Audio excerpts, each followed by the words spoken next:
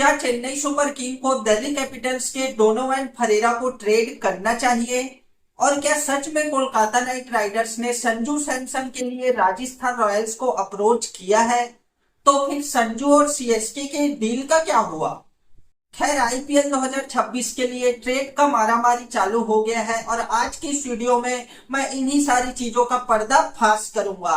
तो अभी तक चैनल को सब्सक्राइब नहीं किए, सब्सक्राइब कीजिए, वीडियो लाइक कीजिए। तो भाई, सबसे पहला ट्रेड न्यूज निकल कर आ रहा है कोलकाता नाइट राइडर्स और राजस्थान रॉयल्स के बीच में, जहां पर आपने ऐसा न्यूज सुना होगा कि केकेआर आरआर से संजू सैमसन को मांग रहा है। बट ये दरअसल गलत न्यूज है, ये रूमर है भाई। ये बात सच है कि कोलकाता नाइट राइडर्स ने आरआर को अप्रोच किया है विकेट कीपर बैट्समैन के लिए, लेकिन वो संजू सैमसन नहीं है, वो प्लेयर है ध्रुव जुरैल। केकेआर अंग कृष्ण रघुवंशी के बदले आरआर से ध्रुव जुरैल को मांग रहा है, जो कि ध्रुव जुरैल का प्राइस अपना 12 करोड़ रुपया है। आरआर ने 12 करोड़ में रिटेन किया था और अंग कृष्ण रघुवंशी का प्राइस मात्र 30 लाख रुपया है। इसीलिए केकेआर अंग कृष्ण रघुवंशी को देगा, साथ में 5 करोड़ रुपया कैश भी देगा और बदले में ध्रुव जुरैल को मांग रहा है। अब इस ट्रेड का आप लॉजिक समझो, क्या ये ट्रेड हो पाएगा या नहीं हो पाएगा? देखो, ये बात तो सच है कि कोलकाता नाइट राइडर्स को भाई एक विकेट कीपर बल्लेबाज का बेहद जरूरत है, और यदि वो इंडियन हो तो और भी अच्छा हो जाए। साथ ही अपना आरआर का देखे तो आरआर को एक जो है टॉप ऑर्डर मिडिल ऑर्डर में कोई ऐसा बैट्समैन चाहिए जो एंकरिंग रोल प्ले कर सके, साथ ही विकेट बचाकर खेल सके और उसका स्ट्राइक रेट भी अच्छा हो। तो इस काम के लिए अंग कृष्ण रघुवंशी बिल्कुल परफेक्ट है, क्योंकि अंग कृष्ण का भाई जब वो मारता है ना तो पता नहीं चलता कि स्ट्राइक रेट इसका कम है, ऐसा ही लगता है। लेकिन जब एक्चुअली में आप उसका स्ट्राइक रेट देखोगे तो साल 2025 में अंग कृष्ण 155 की स्ट्राइक रेट से पूरे सीजन बैटिंग किया, और ऐसा भी नहीं कि 150-200 रन ही बनाया है, लगभग 350 रन केकेआर के लिए रघुवंशी ने बनाए हैं।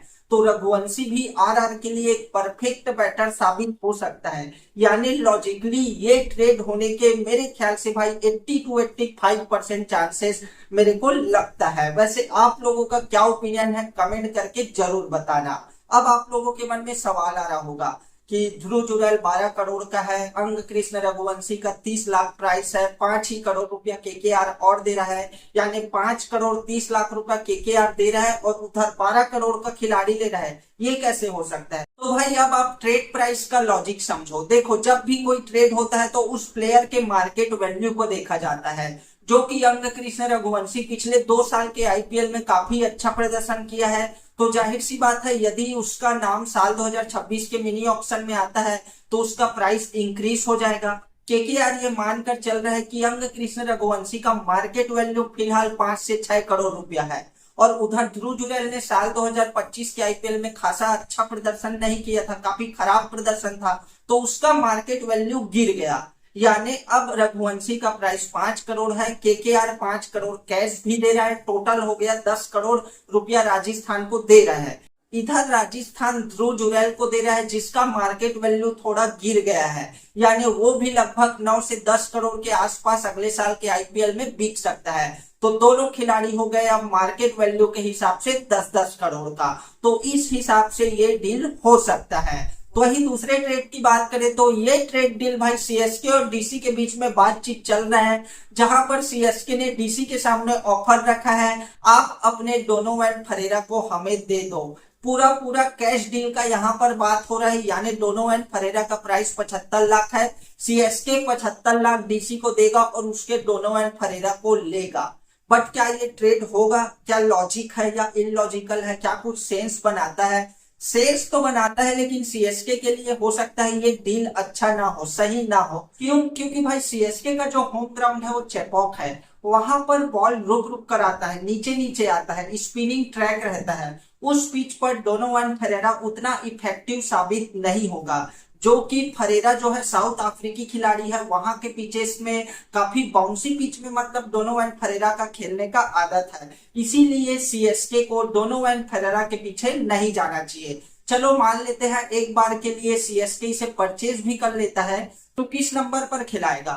क्योंकि 8 नंबर पर महेंद्र सिंह धोनी आ जाएगा, 7 नंबर पर रविंद्र जडेजा आ जाएगा, 6 नंबर पर डेवाल्ड ब्रेविस आ जाएगा, नंबर 5 पर अपना शिवम दुबे आ जाएगा। इसके पास एक तो सैम करन के रूप में एक और ऑलराउंडर है ही, जो भी लगभग वही लोअर मिडिल ऑर्डर के आसपास ही बैटिंग करता है। तो ऐसे में फरेरा किस नंबर पर खेलेगा? दैट्स वाई कि ये वाला स्ट्रेटेजी सीएसके का सही नहीं है मेरे ख्याल से। वैसे आप लोग अपना अपना ओपिनियन कमेंट में जरूर देना। वही तीसरे ट्रेड की बात करें तो इस ट्रेड की भी बातचीत दिल्ली कैपिटल्स और सीएसके के बीच में चल रहा है, जहां पर दिल्ली कैपिटल्स ने इस बार सीएसके के सामने ऑफर रखा है कि आप हमारे फाफ डु प्लेसिस को ले लो और अपने रचिन रविंद्र को हमें दे दो, जो कि इन दोनों खिलाड़ियों का प्राइस लगभग सेम है। रचिन रविंद्र 4 करोड़ का खिलाड़ी है और अपना फाफ डु प्लेसिस 2 करोड़ का खिलाड़ी है। तो ये बातचीत हालांकि अभी उतना आगे नहीं बढ़ा है, बट मार्केट में ऐसा न्यूज आ रहा है कि दोनों टीमों के बीच में इन दोनों खिलाड़ियों के लिए बातचीत चल रहा है।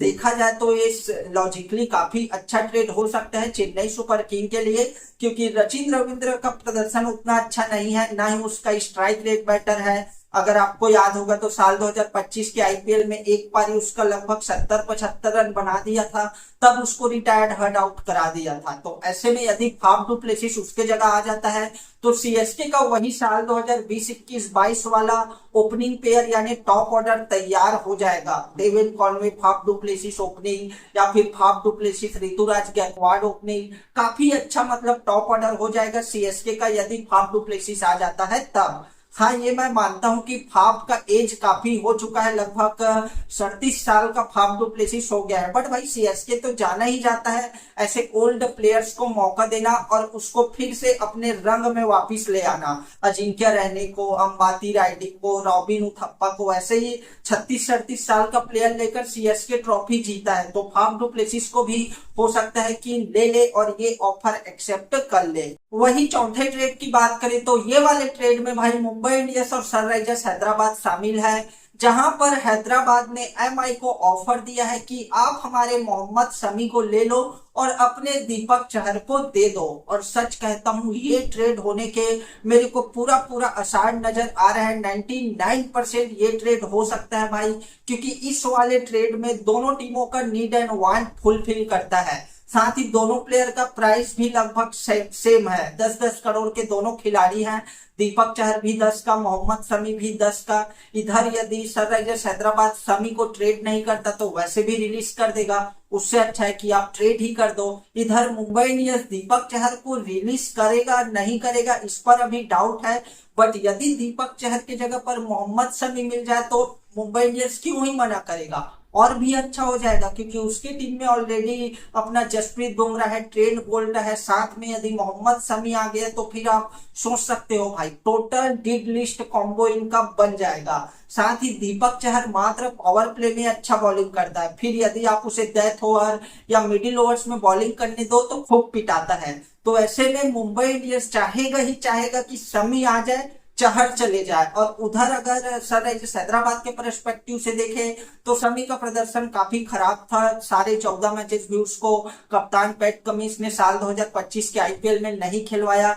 ऐसे में हो सकता है कि दीपक चहर आ जाए तो पैट कमिंस, दीपक चहर, हर्षल पटेल, इन तीन का कॉम्बो अपना सनराइजर्स हैदराबाद के लिए काफी अच्छा कर जाए। तो ये ट्रेड हो सकता है लॉजिकली दोनों टीमों के लिए काफी जो है बेनिफिटेबल हो सकता है, मतलब प्रॉफिटेबल हो सकता है। वैसे आप लोग इस बारे में क्या कहते हो कमेंट करके जरूर बताना।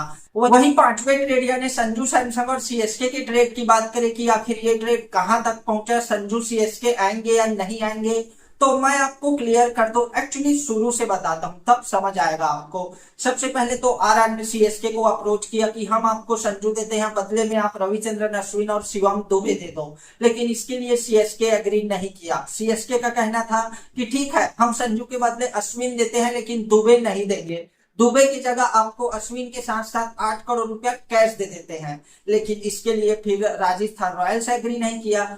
फिर आरआर ने अपना दूसरा ऑफर रखा कि ठीक है चलो अश्विन दे दो, दुबे मत दो और 8 करोड़ रुपया भी मत दो, अश्विन के साथ आप हमें मथीसा पथिराना दे दो। इसके लिए फिर चेन्नई सुपर किंग ने एग्री नहीं किया। तो ये वाला जो ट्रेड है यहीं पर आकर अटक गया है। सीएसके मान ही नहीं रहा है, वो पथिराना और दुबे को देना ही नहीं चाहता। अश्विन के लिए तो सीएसके एग्री कर गया है, साथ में 8 करोड़ रुपए भी देंगे, ये सीएसके का डील है। और उधर आरआर जो है संजू के बदले दो कोई प्लेयर चाहता है चेन्नई सुपर किंग का। आरआर को कैश नहीं चाहिए और ये सेल्स भी बनाता है, क्योंकि आरआर पैसा लेके क्या करेगा, उसके पास ऑलरेडी साल 2026 के ऑप्शन में भाई सबसे ज्यादा पैसा आई थिंक होगा, या फिर सेकंड सबसे ज्यादा पैसा होगा, लगभग 40-45 करोड़ रुपया आरआर के पास होगा। ऐसे में आप कैश, ऐसे में सीएसके मतलब 8 करोड़ रुपया लेकर सीएसके से आरआर क्या ही कर लेगा। तो ये वाला डील यहीं पर आकर रुक गया है। अब इसमें यदि कुछ डेवलपमेंट होता है तो मैं आपको आगे के वीडियोस पर बता दूंगा। खैर आज के लिए बस इतना ही। ये जो टोटल 5 ट्रेड मैंने आपको बताया फिलहाल मार्केट में चल रहा है, अब इसमें कौन सा सक्सेसफुल होगा कौन सा अनसक्सेसफुल होगा, यदि इसमें कुछ आता है तो मैं आपको जो है बता दूंगा। सो दैट्स ऑल भाई, आज के लिए बस इतना ही। मिलते हैं अपने अगले वीडियो पर। अभी तक चैनल को सब्सक्राइब नहीं किए, सब्सक्राइब कीजिए, वीडियो लाइक कीजिए।